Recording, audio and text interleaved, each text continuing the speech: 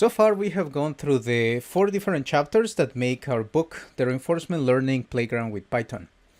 In this chapter, we're going to give a more formal introduction to what artificial intelligence and in specific reinforcement learning is. I click in the chapter number 5 so that we can see a more formal introduction to this chapter. Artificial intelligence, as the topic of this session, is an area of research that includes, among other things, what is currently known as machine learning. The concept of AI surrounds the idea of giving computers the capacity of developing some sense of intuition. This intuition that comes natural for biological systems like birds, or even invertebrates like spiders, is very hard to achieve with traditional algorithms. In this example, you can see the image of different dots, or better say smudges, that are covering the pixels. And the question for the algorithm is, how can we sort and count the elements that constitute this image? One of the most important breakthroughs that allowed this particular technology to be useful in our times is the fact that data has become widely available, and also the development of a specific algorithm known as backpropagation that allows for these algorithms to navigate a multidimensional sort of map to find the optimum solution to a problem. And one of the important questions that you may ask, and it is indeed very important, is when and why should I use AI? Some people are still reluctant to the notion or idea of using AI for tasks. AI and machine learning in particular are especially useful when you can save time and or money. If, for example, you have to sort many images, your eyes as a biological system allows you very well to do it. But if you have to sort through millions of images, the task becomes cumbersome. You probably have other better things to do. A very important use of these neural networks comes when you want to achieve levels of accuracy that go beyond what is expected from biological systems. In this example, I have overlapped 2 circles by moving the second one just slightly above the first one, creating a pattern that makes really hard to determine whether or not there is 1 or 2 circles in the image. And a machine learning model can't learn this from context. By providing many images that reveal different patterns or different levels of overlapping, the machine can come up with a conclusion that is up to a certain extent more objective. Reinforcement learning is a sub-area of machine learning and is focused on the concept of giving synthetic agents or organisms, as sort of speak, an artificial brain. And we do that by connecting the actions of the entity to a neural network and then predicting the next movement that will increase the reward that the agent has in the system while minimizing the penalties. So this is something that may feel familiar to you, and the reason why is because we humans and in general organisms behave in this way. We receive inputs, process them, and produce outputs. In that sense, we are also machines. When you are dealing with games as a user, what you're really doing is giving a character in the game the ability to borrow your brain. You are the one that is in control of evaluating the best strategies and coming up with behaviors that maximize the reward in your game, aka winning the game. So reinforcement learning in game-like environments is particularly useful because it requires a smaller modification relative to other types of implementation, and they are great examples to begin with this form of artificial intelligence. So the rlpp designer is going to be the first target for our chapter. We're going to create a very simple environment, and once we export it, we're going to begin the process of modifying the helper functions that make up the game manager. At this stage, it may be very useful for you to have gone through the chapters 2 through 4 because we familiarize ourselves with the designer, producing a template and modifying it in the game of Breakout. However, to begin with, I'm going to go through the installation steps again. for two main reasons. The first one is because I have made some changes in the latest version of the rlpp library, and also because I want to make sure that you install PyTorch, which is a library we're going to need now. Let's begin at our working directory. To install things from the internet, first we're going to open the terminal. At this stage, I expect for you to have already Anaconda or a standalone version of Python installed in your computer, and we're going to be creating the libraries in that particular environment / version of Python. To create the environment, I am going to type conda create followed by the flag name and the name of my library, which is Pygame environment. Next, I'm gonna specify a particular version of Python, and the most stable versions of Python we have nowadays are 3.9 and 3.10. You can install the version 3.11, but I am not sure if you're gonna encounter issues with PyTorch. I recommend you to follow along and install version 3.9. The versions are not that different for the purposes of our chapters. I'm gonna press enter, and it says that I already had an environment with these specifications. I'm gonna erase it so that I can start anew. The program will now install all of the components necessary to create a version for Python along with its helper libraries, and nothing else. It's not gonna contain any specific library, which is a good idea if we want to install PyTorch. The next thing we'll do is to activate the environment by calling pygame_emp. And then we can go to the official website to install the PyTorch library. Once I'm here, I can provide details on the type of installation that I want. I will focus on the stable version, which has been thoroughly tested. Then I am working on a Windows operating system. I'm working through the package conda. However, I have noticed that the package conda takes an excessive amount of time to run and install PyTorch, and sometimes it doesn't even do it, even with environments that were freshly created with a version of Python that would normally work fine. So this time I'm going to use pip, because I don't have anything else in that language other than just the installation of Python. I know this is going to work. I pick the language Python, and here in the CUDA version that has to do with the compute platform, you need to decide if you are lucky to have NVIDIA GPU, which version it has. And for this, I strongly recommend you to go back to chapter 1, where there are some details and guidelines on which version of CUDA to install depending on your GPU. As a rule of thumb, I recommend you to install CUDA 11.8 for any NVIDIA GPU that has a version smaller than 7. For anything else, CUDA 12.1 or 12.4 could be a better option. If you don't have an NVIDIA GPU, that's okay as well. You can install, especially for these applications, the CPU version of it. I'm going to focus on CUDA 11.8. I'm going to select CUDA 11.8, and then I'm going to copy the command that is displayed at the bottom. Once I copied it, I can go back to the environment and paste it there. Making sure, of course, and this is very important, that I have the environment activated. So here I'm going to right click, and then I can press enter. So the program is around 2.7 gigabytes. That are going to need to be installed in my computer, and that is going to take some time. So through the magic of video editing, I'm going to pause this video and see you once the installation finished. All right, so once the installation is over, we can proceed to install our rlpp library.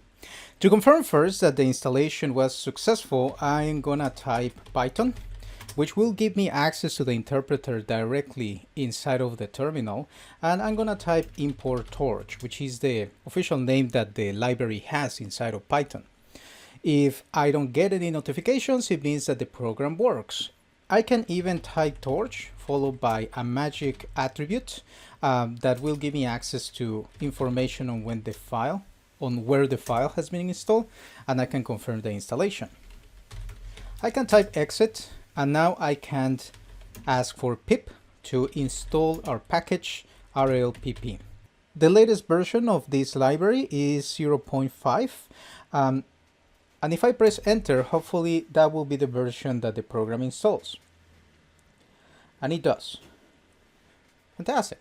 So the program is going to install a couple of libraries. Worth mentioning are PyQt5, which is a library that allows us to create graphic user interfaces and on which the designer heavily relies. And the other one is OpenCV.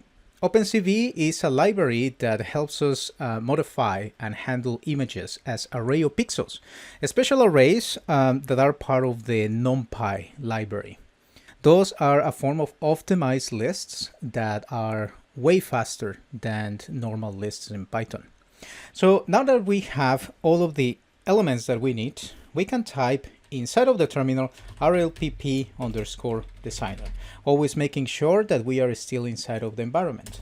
We press enter, and if your computer is anything like mine, the antivirus is going to pop up and it's going to throw a suspicion. It's going to perhaps scan the application for a little bit. And once it confirms that it is safe, it will reopen it. I am using the antivirus Avast.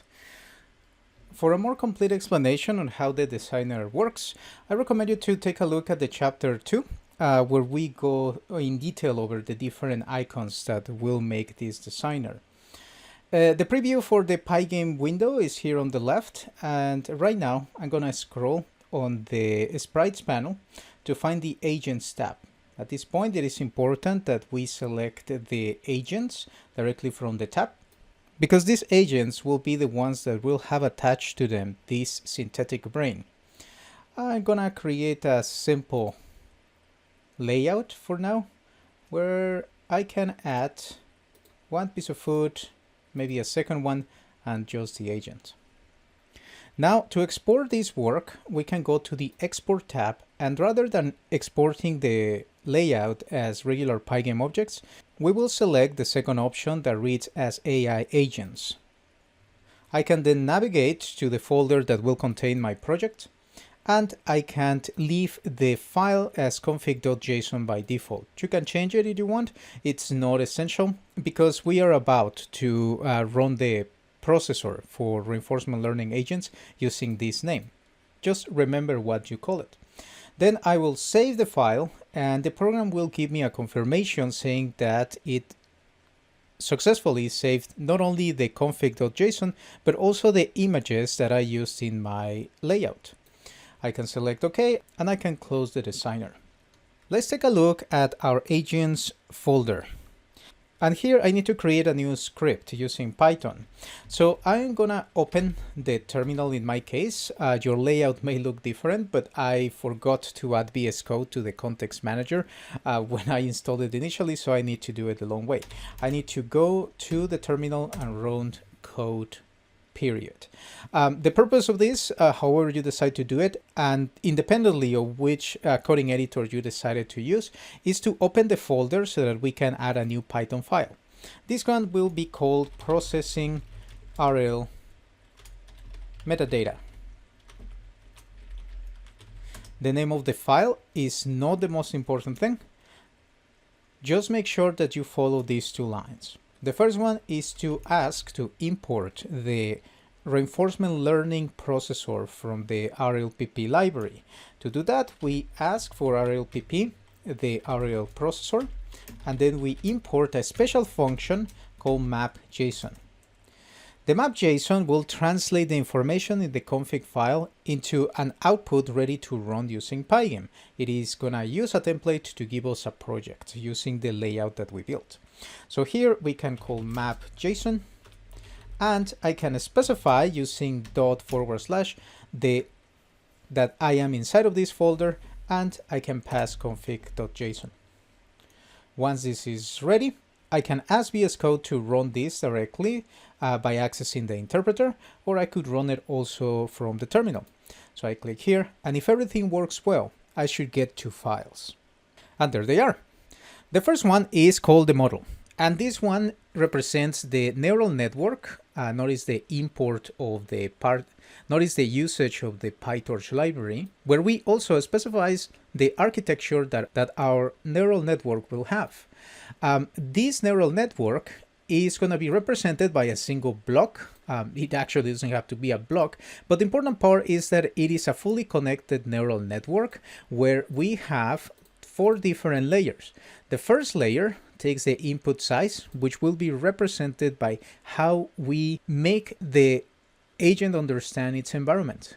We pass it through a ReLU activation function, and then we repeat the process. Notice that the size of the layers starts getting smaller by halving its size, and finally by reducing it to 3 values, which will represent the outputs of our program. We're gonna dive into this later. Now, while the 3 outputs are the default behavior that comes out of the template, you can easily modify this information by looking at the rl_output.py. This is the file that actually represents our world in Pygame. Here you can see that there is a variable called action states, and this is the size of a vector that will come out of the neural network. This one, world states, will be the size of the input. So let's take a look at the structure of our main project. The most important thing that you need to know about this system is that all of the objects that are created belong to the GameObject class, which is the parental class. All of the attributes that you see here are essential things that all of the elements in the game must have, regardless of their identity as agents, enemies, foods, walls, etc. So this information includes also a group of methods that will allow us to enable or control the interaction of one game object against its environment or against other elements, other game objects. Things like, for example, updating the hitbox, modifying the scale, if you decided to modify the scale, resetting the position, etc. Some of these functions are empty, and it is because it is up to the user to modify their behavior depending on what they do. In effect, agents should be expected to move differently than other items like food or walls, which are normally static. So we take this GameObject class and we create subclasses. We're going to talk about the agent class in just a minute, which is the main character in our application. We have child classes like wall, food, enemy, etc.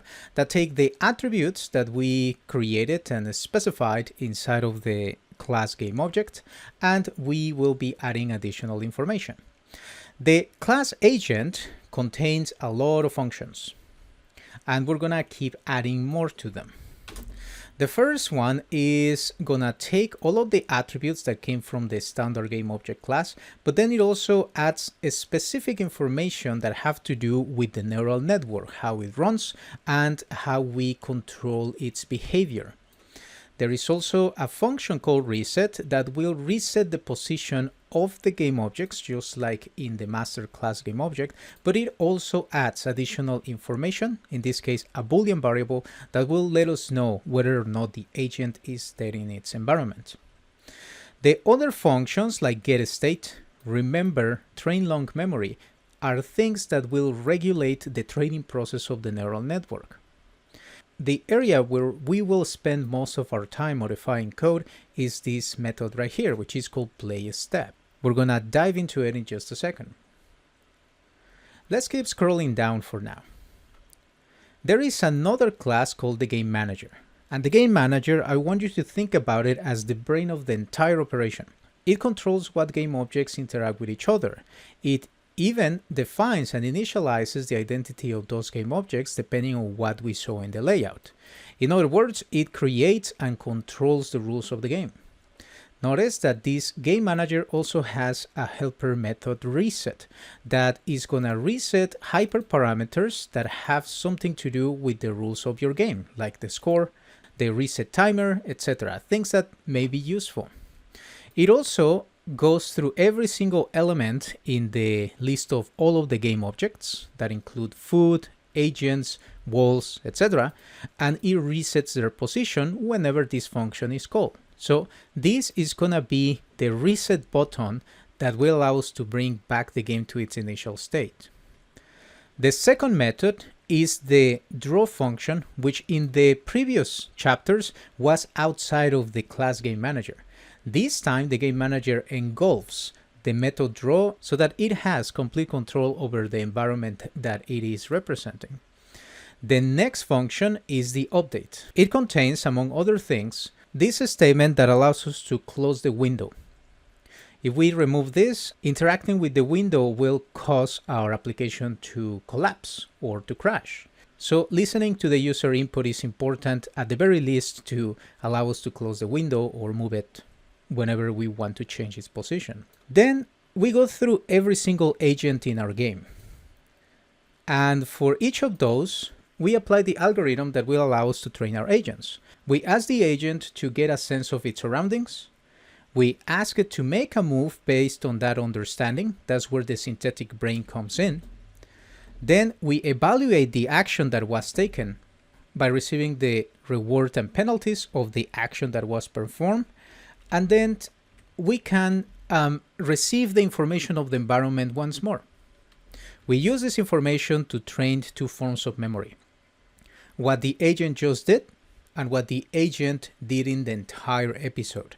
An episode is an entire run from the beginning to the end of our program. And we finally add the elements to a list. Our agents in the process are going to be updated in a particular state called the isDead variable. This state is a Boolean, and it represents whether or not the agent has met the conditions that allow us to consider it out of the game. If the agent is not alive anymore, there is no point in keep updating or training its network. So basically, if all of our agents are dead, then we reset the game and we update the hyperparameters inside of the agent. The last bit of information that we need to talk about has to do with the initialization of the game manager. We only need to do it once. And this is the infinite loop that will allow us to update the conditions of the game manager. Notice that we only need to call the draw and the update functions. If we run this program right now, we should see the image of our game being displayed to us. There it is. And you can see the exact same information that we put in the layout. We have the agent and we have two pieces of food. Let's get started. First, let's talk about the gameplay in our environment. So here we have an agent, the walls or edges that are defined within the boundaries of our screen, and then we have the food. So we have three different elements. And then we need to analyze what type of interactions we are going to allow. So the interaction of the agent versus the edges of the world define the game over state. If the agent touches the walls, then it dies. The interaction of the agent with the food is the reward. Whenever the agent touches the food, we're going to evaluate the collision against that food and we're going to add the reward. The interaction of the food with the walls is really non-existent, so we are going to avoid it. In this simple layout, it seems that we only need to take care of two forms of interaction. Let's go straight to the agent, because that is the entity that contains both types of interactions. And in there, let's go straight to the play step method. Let's add some comments here. We need to model the interaction of the agent versus the walls and the interaction of the agent versus the food. Then let's control the movement through an action. Notice that this method is receiving a specific parameter called the action. And the action that we receive is going to look something like this: 0, 1, 0. That means for the agent, keep moving in the current direction you're going. So something we need to talk about is how we are going to encode or represent the direction that our agent has. Let's take a look at this diagram here. How you encode the movement of your agents affects the performance of your agent in its world. So the movement of our agent will be represented by three different versions of the same vector. This is what is known as a one-hot vector. It is an array or list of elements that are binary in value, receiving only zeros and ones, and where there is only one element with the value of 1 in that array. So if we have the 1 position in the first location, it means that regardless of which cardinal direction our agent is traveling in, it's going to want to turn left relative to that direction. When the value of 1 is in the middle of the array, it means that we're going to keep going in that direction, and when the value is on the right, we go in the right direction. So how do we map the action? That takes us to the second diagram. So we are going to use a very special type of operation called the modulo, which is sometimes called the remainder, and we're going to dive into that in just a minute. So let's suppose for a minute that we have an agent that is moving in the east cardinal direction. And let's also assume that the agent is giving the action 0, 0, 1.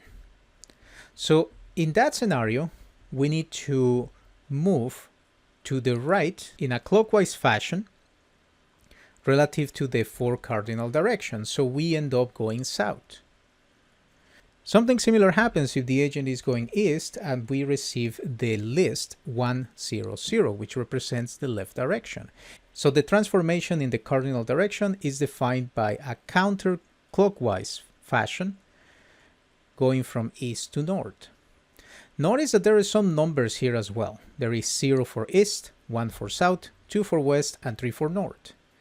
If you were going north, what would be the next number if you go to the right?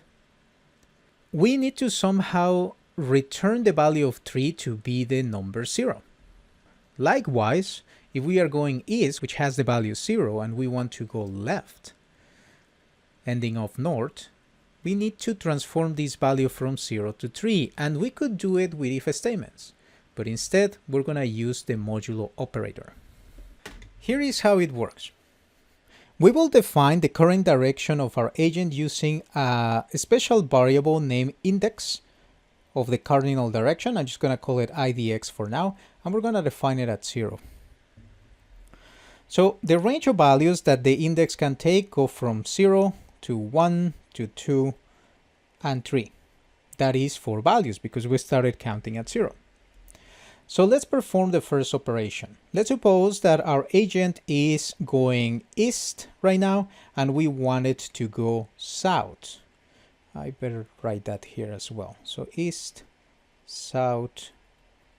What we do is to add to the previous value of the index, the number 1, and then we apply the modulo with the number 4 because we have 4 directions. This is the equivalent of saying 0 plus 1 divided by 4, which is equal to the division of 1 divided by 4. We know that the value here is 0, so 0 times 4 is 0, 1 minus 0 is 1, and that is the value of the remainder.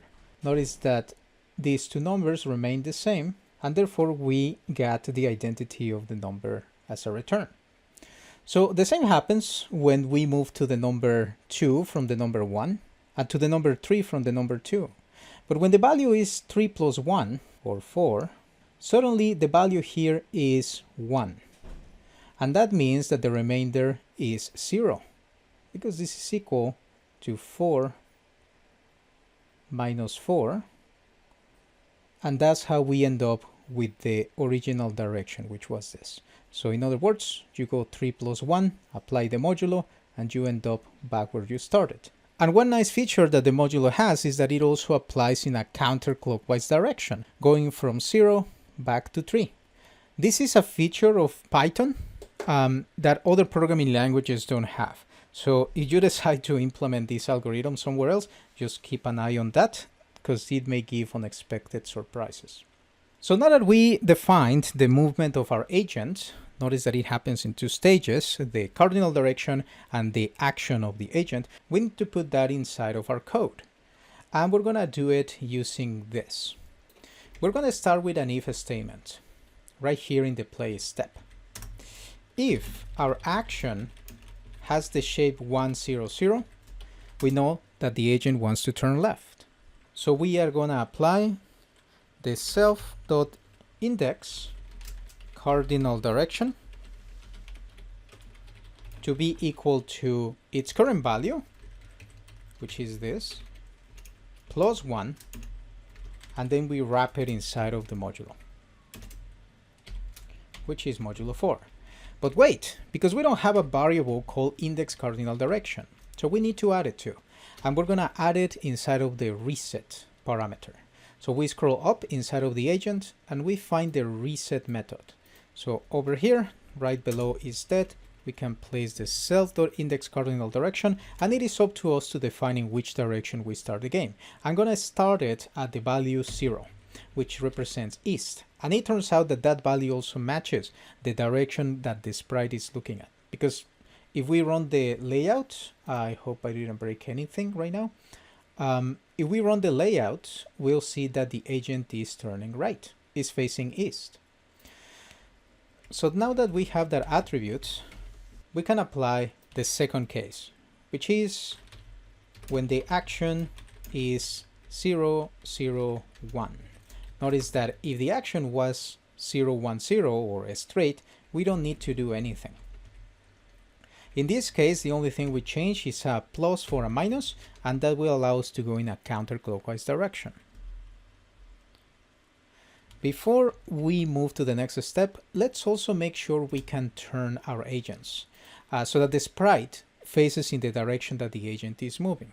There is actually a method that the game objects have that is called the turn, and the turn function will receive a value that in our case will represent an orthogonal turn, a straight angle turn of -90 and +90.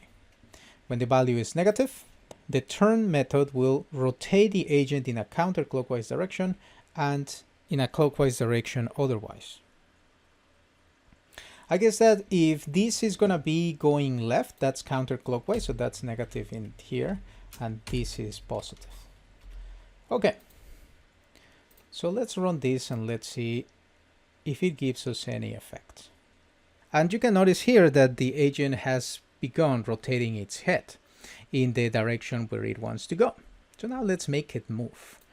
To make it move is actually very simple. We just need to call a new function, which is going to be called the update position method, and we need to redefine it. And you can really do or define the function anywhere that you want, because this is a class, so all of the methods get preloaded.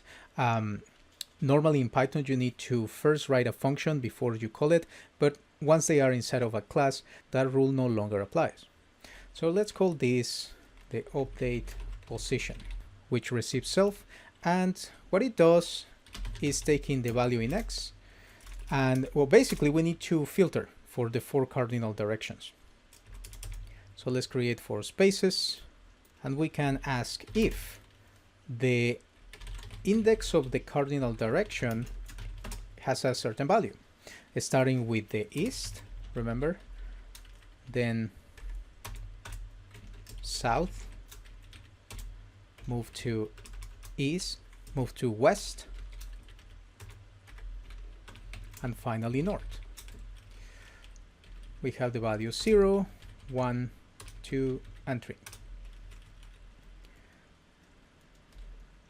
So if the value of the index cardinal direction indicates east, we update the value in x. So we say self.x plus equal, and for now let's just add the number 5.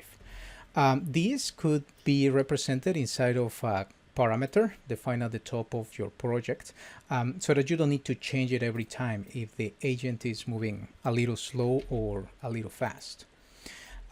If we want to go down, we need to update the y-axis. Then to go west, we modify the x-axis, the horizontal direction, and this time negative with a negative value. And for the y direction, when going north, remember we subtract pixels.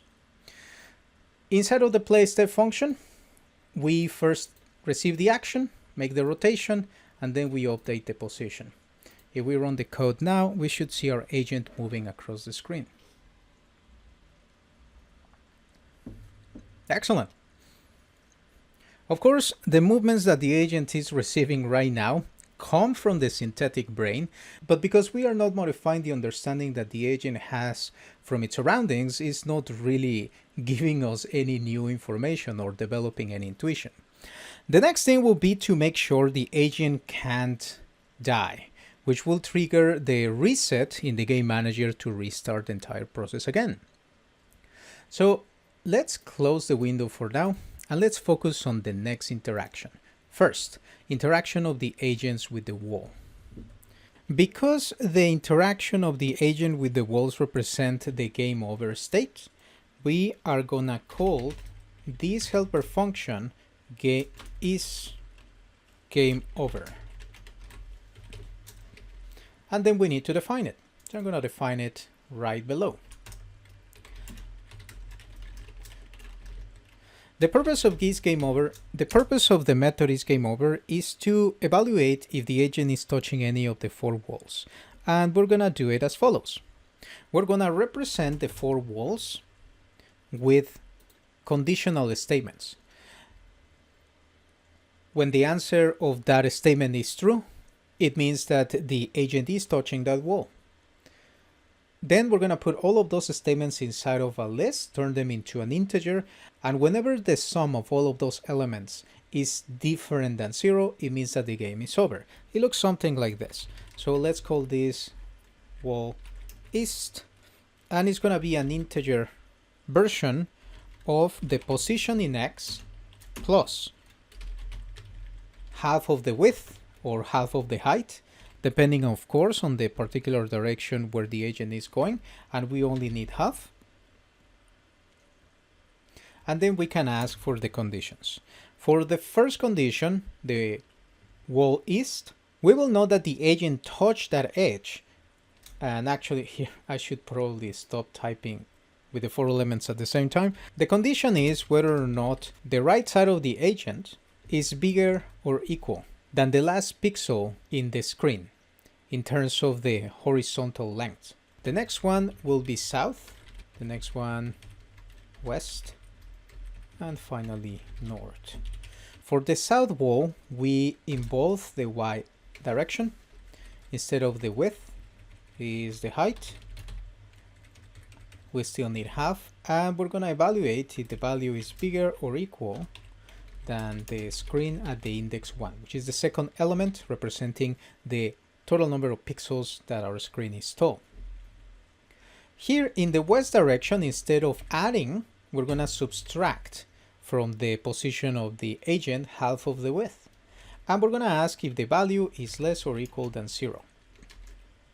Here in the north, I keep misspelling north, there it is, we take the value in y. Instead of positive is negative, instead of width is height, and we also need to evaluate if it is less or equal than 0. Now that we have those 4 conditions, we need to put them together inside of a new variable, and we're going to call this variable touching edges, and it's going to be equal to the wall ist, north, south, and west. It's just a container for all of this. Although it doesn't really matter in which order I place them, I like to be consistent. That's just a good habit to have. Then we're gonna evaluate if the sum of these touching edges is bigger than 0. When the answer is yes, we set the state of this agent to death. And that's it. We don't need to add self.isDead equals false because the condition already begins as false. So it is only when we want to change that condition, when we do something inside of this function. Now going back to the play step method, we need to make sure that self.isGameOver is located in there. Now at this stage, if we run the game once more, we should see that when the agent touches the walls, then the game is reset. However, as default behavior in your template, there is a self.isDead statement inside of the play step that we need to get rid of, because that is canceling whatever effect the self.isGameOver method had. So once we remove it, we can run the program once more, and this time the agent will begin exploring its surroundings, and when its position matches one of the edges in the world, the game will reset, bringing it back to its original position. Notice also that the program throws some information down here, declaring that the model has finished training the long memory. So at this point, the agent is technically exploring its surroundings, but is still not learning anything. That will be the focus of the next lesson. Before we wrap things up, let's make sure that we update the reward of our agent. Here, the interaction agent foods requires also a special method. We will call this method the update collision food, which will receive self and also food. Notice that in order to receive the list foods, we need to have a way for the agent to be aware of what foods are around, and that is going to happen directly in here. So we need to pass an additional parameter to play a step, which will be the collection of the game objects representing the food in our system. So we receive it here, being called and passed to it by the game manager, and then the play step method will pass it again to the foods. Afterwards, we can create this method. So let's put it here. We call it update collision foods, receiving self and the list of foods. And here, what we need to do is to iterate over every single item food and ask if the agent is touching it. If the answer is yes, the food disappears and we return a reward. To do it, we start with a for loop. For every food in the list foods that we just passed, if the agent's hitbox collides against the hitbox of another element, in this case the food, then we remove the food and return the value 10, which is the value of the reward. If we go through every single food item and none of them is touching the agent, we can return instead 0 because there is no reward. Over here, back in the play step function, we need to make sure to update that reward. So right now it has the value of 0, and instead we're gonna call it update collision foods, like this. I guess we had already called it, so I'm just gonna code it from here. I'm gonna paste it here. And in this case, we don't really need to pass self. This time, whenever the agent touches a food item, which may actually be hard to see because our agent is moving randomly. Oops, missing word required positional argument. Foods, yes. So in the game manager, the something that I said not to forget and I actually forgot. So I guess it's a teachable moment, but it was an honest mistake. We need to go to the algorithm that passes information to every agent, and that would be here. So this fourth step will pass the new move to the agent along with the list foods. Let's run it once more. Whoops, object has no attribute of the collision food. Let me collision foods, plural. There was another mistake in there, just a small typo. And as I was about to say, this time when the agent begins exploring its world, whenever it gets lucky and touches a piece of food, the food will disappear, increasing the value of the reward. Come on, you can do it. There it is. Thankfully, it didn't take that long. Okay, so in the next chapter, we are going to focus on giving information to the agent on how its environment looks like so that it can do a better job at predicting the next step in its actions. I'll see you then.